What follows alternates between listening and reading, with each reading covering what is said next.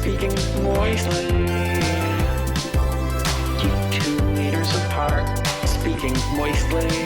Welcome everyone to Speaking Moistly. Here we are with Greg as usual. How you doing, Greg? I'm doing fantastic, Mark. How are you? I am wonderful. Wonderful. Ask me why I'm wonderful. Why are you wonderful, Mark? Because I won. I won a little bit. Let's hear it. Let's hear it. I won. I went up against the not against. I got blocked by the Wellington Dufferin Public Health Unit, and I don't know what I did. I don't know how I got blocked. I asked tough questions, right? I have valid questions, but I didn't know how I got blocked. And then over the Christmas holidays, I realized that I was blocked, and on January 4th, I called them and I said, hey, I'd love to figure out why I'm blocked. And they didn't have their policies even posted on the website, like the social media policies. So how could I possibly comply with the social media policies that aren't public, that aren't posted? The website said, if you'd like a copy of these policies, please contact us. So I contacted them, and it took me until yesterday, I think, to get the policies published. And as soon as I got the policies published, I sent an email back to the guy who sent me the policies. And I said, okay, now that these are published, can you please tell me how I violated these policies? And he just said, we've unblocked you and unblocked everybody. Everybody who was blocked is now unblocked, and they'll get a warning. And I was like, wonderful. So I won. Right. Yeah. So it happened by you calling and complaining. It did.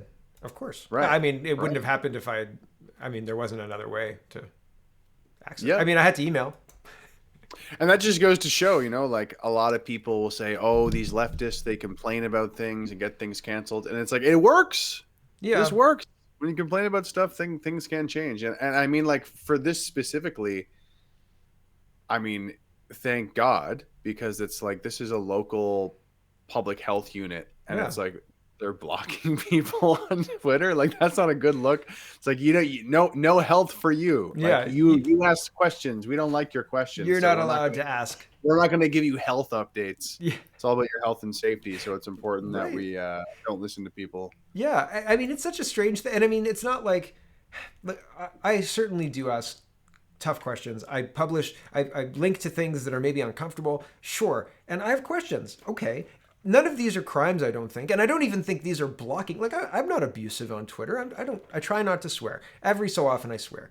I've seen you on Twitter. You're aggressively inquisitive at times, but I don't think there's anything wrong with that. I think I'm asking, especially when you're like, trying to hold, like, people get paid to do this stuff. People get paid to work here or there. It's like, yeah, Yes. we should be asking questions aggressively. Yes. It's your job. It's your job to answer them. It's your literal job. Yes. To answer them. Like it's 4:55 p.m. on a Thursday. It's like, this guy, yeah, I'm just gonna click block. Blocked. I'm going home for the day. This is the That's easy way out, right? It's like, this guy's posting links we don't like. Easy solution. Block. Job well done. I think that I might update my my Twitter profile to have aggressively inquisitive, because I think that's the best. Yeah. I think that's the best descriptor of me ever. I think that I'll add that to my bios. Aggressively inquisitive. People need to be more inquisitive. I agree. If you have a question, and particularly, I think public health is a good example, because it's not, I'm a taxpayer in this health unit. I am aggressively inquisitive, and I have a stake in this, right? Like, I don't own a restaurant, but I have friends who own restaurants or owned restaurants at one point. I don't know about anymore, because, it's difficult to own an operating restaurant unless it's a pizza place or something that does viable takeout. So, I'd like to be able to go back out to restaurants at some point. I'd like to be able to travel to hotels and other places. And if they continue to lock people down and then not answer any questions whatsoever, and completely ignore all of the data and evidence out there that shows lockdowns are bad, that shows the people who are advising Doug Ford are completely, what did Doug say? The cheese has slipped off their cracker, right? Like, I didn't hear that one. No, I didn't. That's good. You should watch my show today. I will. One of the health table people, or one of the people who does modeling at the University of Guelph, tweeted yesterday that she was worried. She was trying to decide how long she could go without hot water, because they haven't had anybody in the house since February 2020, and their hot water tank broke. This is not a rational response to that question. Like, you need Right. hot water to like be sanitary. I mean, I guess you could do it in cold water, but that seems crazy. I mean, go for a walk if you're really that worried. Like, go Yeah, outside and definitely seems relevant. And I think, like, kind of speaking to your aggressive inquisitiveness, it's almost like when it comes to holding bureaucrats accountable, you're almost like discouraged. Like caring about it is almost like discouraged. oh yeah, It's almost like, you caring about certain things. We don't really like that. Yeah. The fact that you care Yeah. about this, just stop caring. Stop. yeah. Go to the LCBO. Why don't you just get your Indeed. CERB checks? Go to the LICBO. Yeah. This caring thing you're doing about like holding us accountable Even- and asking us questions. Even just knowing about it, is undesirable. It's too much for our ruling class currently. They'd rather you not know about it. They'd rather you not know about your rights to assemble and protest. They'd rather you not know that they have to prove the emergency. Except, I guess they don't, because they just keep extending it, don't they? In Germany, I'll get to the second tab here. A German court has acquitted a person ordering the state to pay all costs. The crime committed attending a birthday party with 7 guests when only 6 are permitted. Their 24-page judgment included a detailed evidence review and concluded, in part anyway, here's the judge conclusion. No doubt the number of deaths caused by the lockdown policy alone is many times the number of deaths prevented by the lockdown. And then a little further, the word disproportionate is too colorless to even suggest the dimensions of what is happening regarding the lockdown. So German courts are striking this down, but in Canada, we can't get our day in court about really any of these measures. But we've got full-blown lockdown measures extended again another 2 weeks till February 11th, right? But from what I've been hearing, and correct me if I'm wrong, anyone who's watching as well, I've heard that a lot of these fines are getting thrown out. Like the cases aren't even being seen by the courts because they're like, yeah, this is against your constitutional rights, and it's not really an emergency if you look at the the lack of like death toll, despite everything that's in the news. So, but it is nice to see the actual words of a judge making sense, even though it's all the way in Germany. It's at least kind of nice to see that there's some sane people out there in positions of power and judiciary systems, I guess. Yeah, I hadn't heard about I'd heard about Randy Hillier's court date being postponed. I haven't heard any updates from Skelly, and I hadn't heard any updates from any of the reverends or anything like that. Hildebrand, I think is his name, with regard to any of their charges. And I haven't heard any kind of anecdotal stuff about, my charges thrown out or anything like that. I'd be interested to see, like, if your charge got thrown out, like if they do it on a procedural to kind of sidestep the having to rule on the constitutionality, or if they're actually saying, oh, wow, this isn't so good. Or if they're just like, we're going to push this off.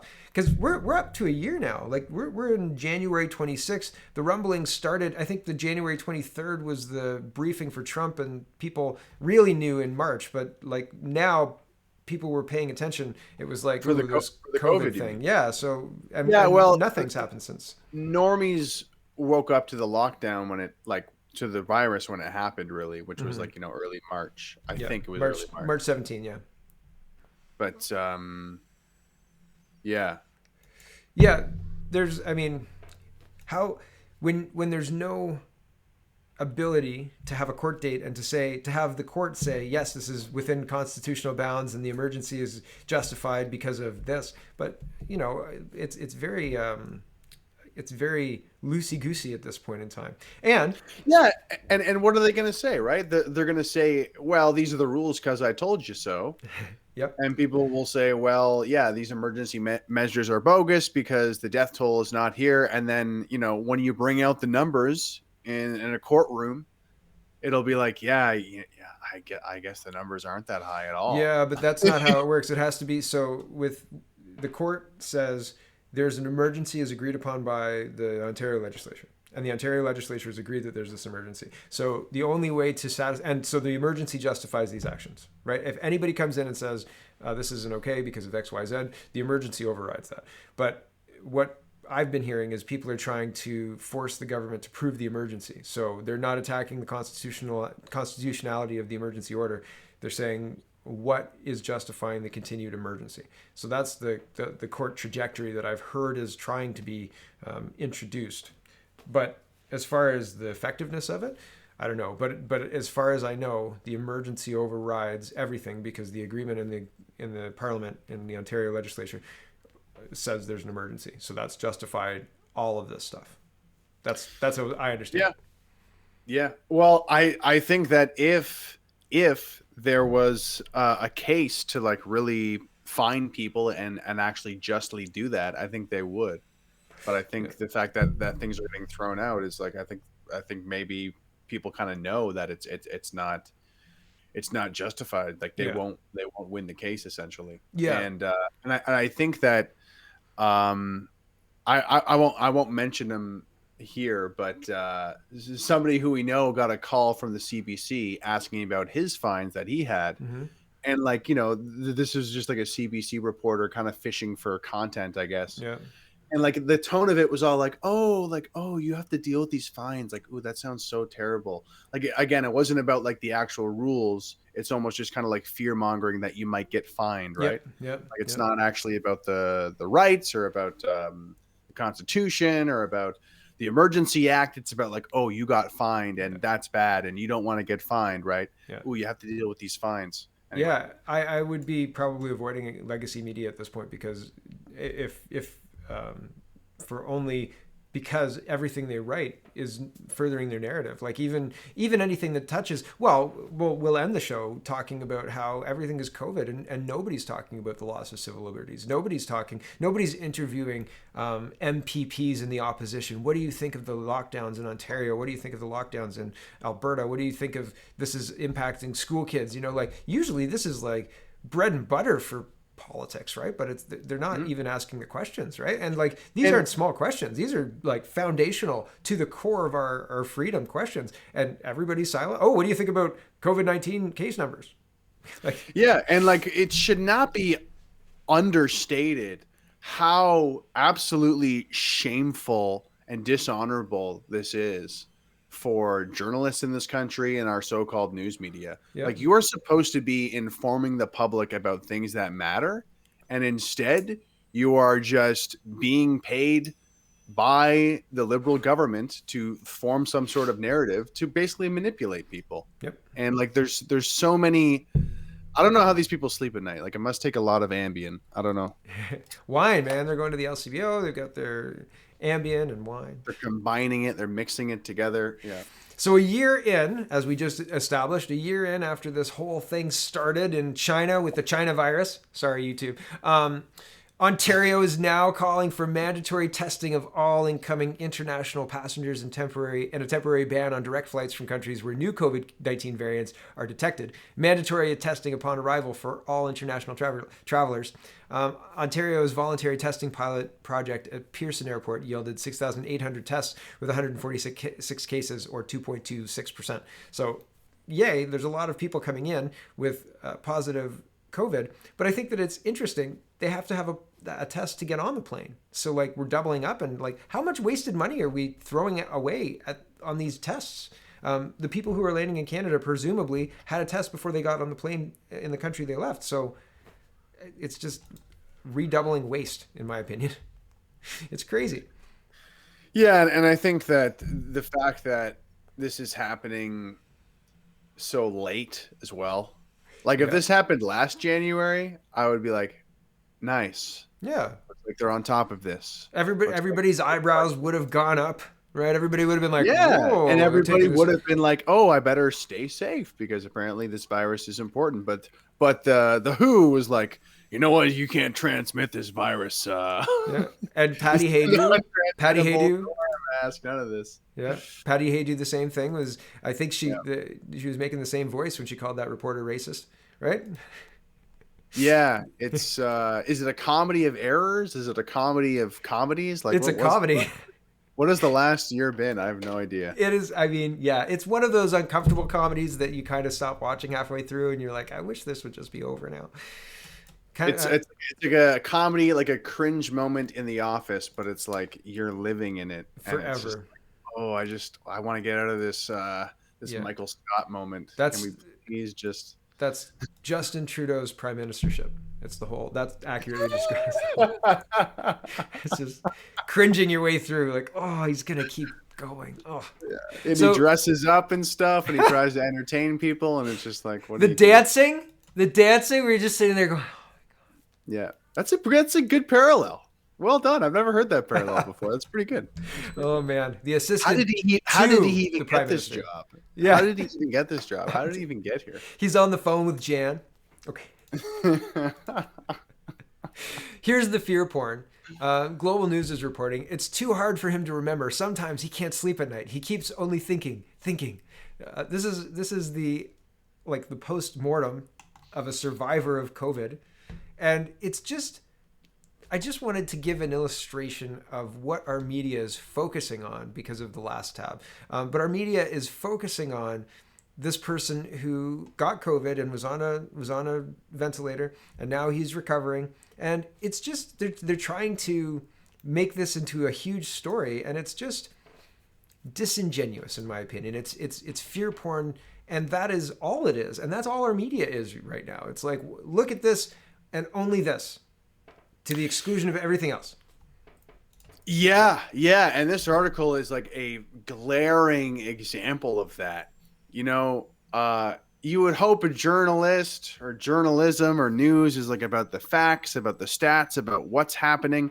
This reads a lot more like a specific, like fictional story anecdote that's amped up. It looks like a short story. It's a Yeah. short story about like this horrific, like health thing that this man went through. And I think it's so funny because it's like I really feel like there's a lot of journalists out there, and I've actually seen their Twitter bios before, where it's like, "Hey, I'm a journalist. I'm also a fiction writer," and it's like it's interesting how that like as a it makes sense in the 21st century that writing the news and writing fiction is like the same people doing each, but and I'm sure this story is true, but it's like I just think it's funny that it's like this is in the health section. Yeah. It's not even like called an op-ed or anything like this. It's in the health section. Okay, what do I need to know about my health today? Yeah. I'm scared. Yeah. Toronto COVID-19 survivor who defied odds, updates recovery, expresses fear. And then it's like he doesn't remember 2 months of 2020. It's like people take this very seriously. And it's like, I'm sorry, I just read the health section and now I'm filled with fear myself, which probably isn't good for my mental health. Keyword health. And it's like you were saying, it feels very irresponsible and totally misguided and fear porn. It is fear porn. It's fear lit. It's fear literature. Yes. They do intersect fiction and news writing, right? Especially in the last 4 years. My goodness, it's all kind of like, wouldn't it be crazy if this happened and then it happens because you typed it and it's like, Absolutely. Wow. And actually, like I think it was 2018. I was at my my aunt and uncle's house, and they have a New York Times subscription, and it was like this dark, ominous photo of Donald Trump on the front page. And I'm like, I've like never read the New York Times, especially like a physical version of it. So I'm like, I want to read this. And I read like the first 2 pages of this big article about Donald Trump, and it was really captivating. But I was thinking of the actual, like the journalistic integrity. And I'm like, they've actually taken one quote from Trump and then just expanded all of this ominous, like nefarious implications off of this one sentence. And I'm like, this is a lot more like fiction than it really is telling me what the hell is going on. It's just, you're just like painting the picture of this villain, and it's good writing. Don't get me wrong. But I wanted to finish. Yeah. Well, it's just like, can you tell me what's going on in my world, please? Instead of like making a villain off of this guy, this Republican guy. Yeah. Well, and they were encouraged to do that as well. Like it was like, if you can get more clicks, if you can, and it's the speculation, the addition of the speculation into both of our news and our modeling, the scientific modeling of what we're supposed to be doing next. Like what's the good idea? Well, we'll ask the models. The models will know. And the modeling is garbage, right? But we're supposed to trust it. And it's like it's just as much fiction as everything else. You have to put in like these assumptions, like these mathematical assumptions. If this is this infectious, then this is going to be, so it's fiction. It's fiction by another means, but it's fiction just the same. It's very, very interesting. Okay, going to Kitchener and the loss of our civil liberties. On January 13th at 8:26 a.m., Waterloo Regional Police attended a residence in Kitchener regarding ongoing harassment. An investigation revealed the incident had been an ongoing issue between neighbors, which consisted of property damage and racial slurs. It is believed the harassment is hate motivated. Charges are pending. There is no concern for public safety. That's on the 13th. Fast forward to 11 o'clock last night, January 25th, 11 p.m., Waterloo Regional Police completed an entry warrant at a residence in Kitchener. As a result, a 39-year-old Kitchener male was taken into custody and charged with 2 counts of criminal harassment and 2 counts of mischief, interference with lawful use of employment or operation of property. So, is it usual for the police to issue and execute an entry warrant at 11 p.m.? That seems like punishment for being so racist and hate-mongering, doesn't it? It just seems weird. It seems like something that's outside of the norm. Do you know anything? Have you heard anything about police doing this stuff or stuff like that? I mean, obviously, all we know is this police report here, but I mean, completed an entry warrant at 11 p.m. So like, it wasn't domestic disturbance, right? Like, it wasn't like somebody called the cops to be like, "Yo, like my neighbor's acting crazy" or something. Yeah. So to me, that's the kind of notable thing here. Like, it seems arbitrary that they came almost 2 weeks later from an incident that happened earlier, I guess. Yeah, it's like, hey, how dare you be so hateful? We'll be back in 2 weeks when you least expect it, because you'll be getting ready for bed. Yeah, and it's like, I don't want to like defend this person because it could end up being like a totally awful guy, but I mean, these days with all the COVID police everywhere and like, people being harassed by police for very, very, innocent things, it's like you never know. You never know. Definitely the idea of the cops showing up with an entry warrant is certainly something that I hope we don't see more of. Me too.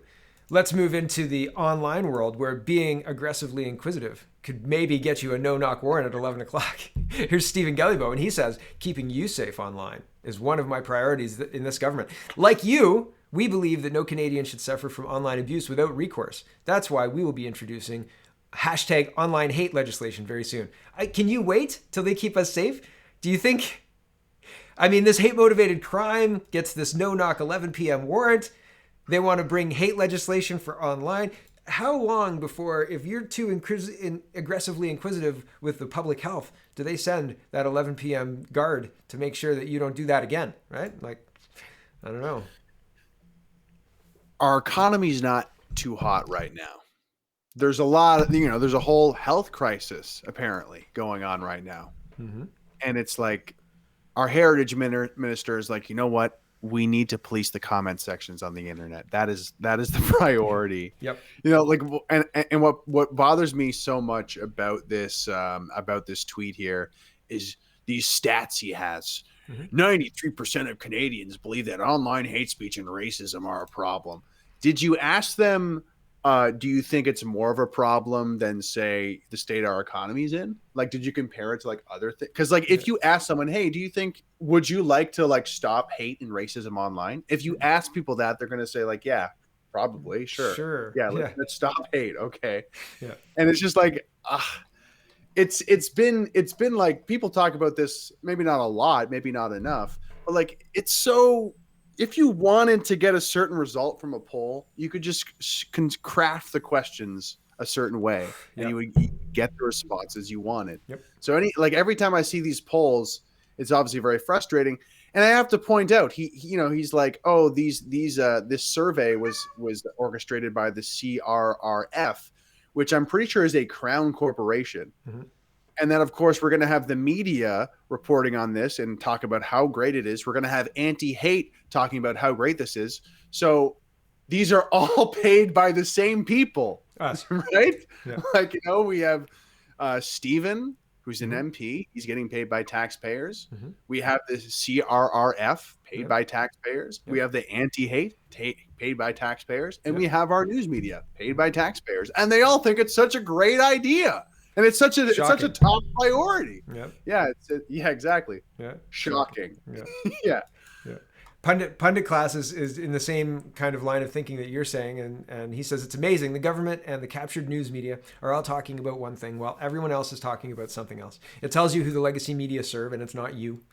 So that's kind of why we went through the fear porn and the non news edited police report.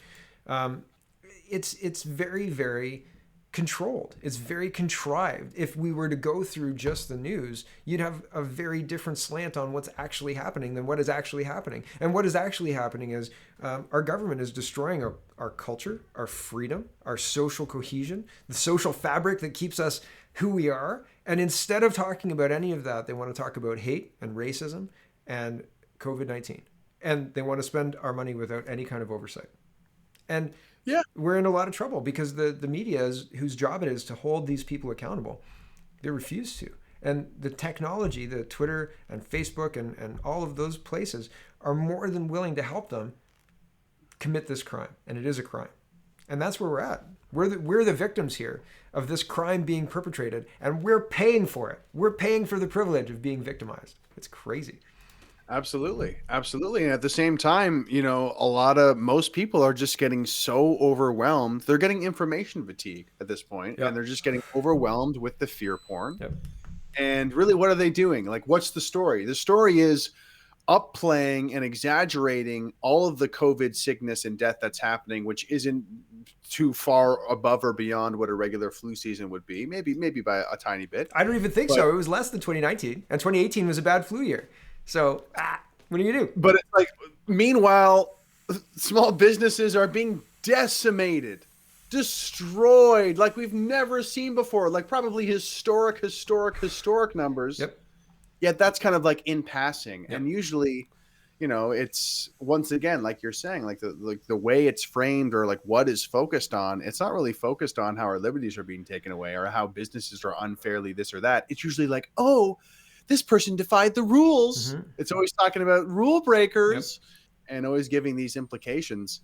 And it's obviously it's, if get used to it, used to kind of like reading the news and kind of like wanting to pull your hair out. And I encourage people to really like develop that skill of keeping your mind like calm water and kind of being able to see what's going on, the crazy people around you, and just kind of like realize, a lot of this is out of my control. Mm-hmm. Yep. Yeah. Well, and that's it. So should we just finish the show, or should we talk about Biden? We can do a little bit thing on Biden. Sure. Yeah. Okay. So yeah, I agree with you. I think that, well, get used to it. Yeah, I think so. So Biden, I didn't think that he'd still be president. I don't know. I saw them swear him in, and I thought, man, I don't know what's next, but this seems crazy. I didn't think that it would stay either Harris. I thought they were going to replace him with Harris very, very fast. I thought it was going to be super quick. So I'm surprised that 7 days later, we've got Biden in, right? 7 days, 6 days, whatever it is. And he's done everything he promised. He's complete the whole package. It's all done. Executive orders, boom. Who needs to negotiate with anybody? Dictator? Yep. Yeah. I find it so funny because all of these like normies in my life, I just kind of, I have to do like a double take and just like, you just elected like the most slimy, weaselly career politician ever. Mm-hmm. And like, you're happy about that. Like, you're like, yeah, like we defeated the Orange Man and now things are great. And it's just like, I don't know. It's just like low info voters, or like these people are just so disconnected from reality. It's just it's quite I find it quite entertaining. I find it quite amusing. Yeah. I think I don't know what's going to happen next. I don't know what the resolution of all this is going to be. I think that there's going to be, I think there's an impeachment trial for Trump. How do you impeach a private citizen, a former president? Sure, but like that's not what impeachment was used for. So this seems odd. I think that an impeachment trial is an interesting thing to go through, right? And especially for Biden to be on board with it. I think it's all very odd. Yep. Well, I think what's going to be interesting that affects Canada as well, or is already affecting Canada, or at least people like me and you, from what I can tell, the way in which a lot of Republican establishment people reacted in the past like month or so, a lot of the American public, Trump supporters specifically, are like very like doubtful now of their Republican Party. Yep. And they're like very doubtful of like the political establishment as a whole, the two-party system as a whole. Mm-hmm. And obviously, if you're Canadian and you're like us, it's like you almost dislike the Conservative Party more than the Liberal Party at this point. Oh yeah. There's nobody fighting for people like us. And people like us, I just want small businesses open. I just want you to be left alone. I want race and your skin color to become not the most important thing about you, right? I think that these things are the core of when I say people like us, right? Like, I think most people just want to be left alone by the government, let to live their lives, let to be free and make their own mistakes and choices, because we will make mistakes. But the government can't live our lives by proxy. They can't demand we live our lives in a specific way because it's safer. Like, why? If it's safer, why are they still selling cigarettes? If it's safer, why are they still allowing alcohol sales? Right? Like these things are just like you can't, it doesn't work like that. It doesn't work like that. So yeah, I don't know. With regards to what's going to happen next with Biden, etc., I don't know. I have no idea. I don't know. Yeah, I try to focus on Canadian politics because, you know, once kind of learning more about politics, I've realized that there's so much I don't know. Yep. And I know that I'll never kind of catch up when it comes to American politics in terms of like knowing what's truly going on. So I really do kind of treat it like a passive kind of like reality TV show. Yeah. Well, I mean, yes and no. And what's interesting about that is a lot of normies that I know, they know Cuomo, they know Fauci, they know Mitch McConnell or whatever, and it's like I don't even know these characters. I haven't even like made it a point to like keep up with this, and it's funny because these people seemingly know more about American politics and the characters, but they actually know nothing about American politics and like the policy and what actually happens. Yeah. There's like a weird paradox to that, how like they know all these characters and like are they a good guy, are they a bad guy, like how do I feel about them? But like in terms of what they're actually doing, what they actually do, they wouldn't know the first thing. They wouldn't know the first thing about their history or about well, it's anything. Like it's like when this Jon Stewart and Colbert were where most people got their political news, or where a lot of people of my generation got their political news when those two were active. And yeah, it was a cast of characters. A lot of the same things like that I do on my show. It's a cast of characters that you're commenting on the crazy, half-cocked crazy stuff that they do. And it's like, can you believe that this is our government? And that's the whole point of those shows. But you're right that people don't invest in learning about their own country and having people who put other countries within that frame, because you have to have good guys and bad guys, because we work in stories. We like humans are stories, right? Like that's the only thing we can relate to, right? Like otherwise you're not interested. So to make it not dry, there has to be a cast of characters, good guys and bad guys. But I agree with you as well. The Conservatives in Canada are the bad guys too. Like and probably even worse because they're pretending to be friends and they're not. They're not. They're like, oh, we're super conservative, but you know what we could do away with though? Free speech. Yeah. Like they're giving people this false hope, right? They're saying, yeah, we're the resistance, and it's like, no, you're not. Yeah. Supporting you is not going to change anything. Actually, it's like that Steve Buscemi meme, like, "Hello, fellow kids," right? And he's all like ugly in the hat and stuff. Yeah, how's It's it doing, fellow disenfranchised Canadians? Yeah, yeah. Yeah, A little hey. upside down flag and stuff. Yeah. How's it doing, fellow Trudeau haters?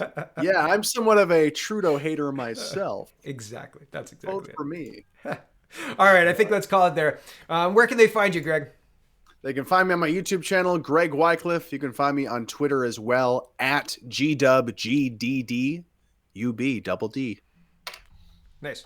And for me, you can find me more on Rumble now. I'm not posting on YouTube as much. This will go up on YouTube because that's where we're doing this. But check me out at CanadaPoly.com. Check me out at CanadaReport.co. That's my scratch pad. That's where I'm putting up my ideas and things that are happening. And check out our back catalog, Greg and my long myriad of conversations on SpeakingMoistly.co as well. And thanks for watching. Let's have the Make Prime sure Minister. to like, share, subscribe. Oh, yes. Yes, indeed. Like, share, and subscribe. Smash that like button. Here's the Prime Minister. Pretend it's his face. Speaking moistly. Keep 2 meters apart. Speaking moistly.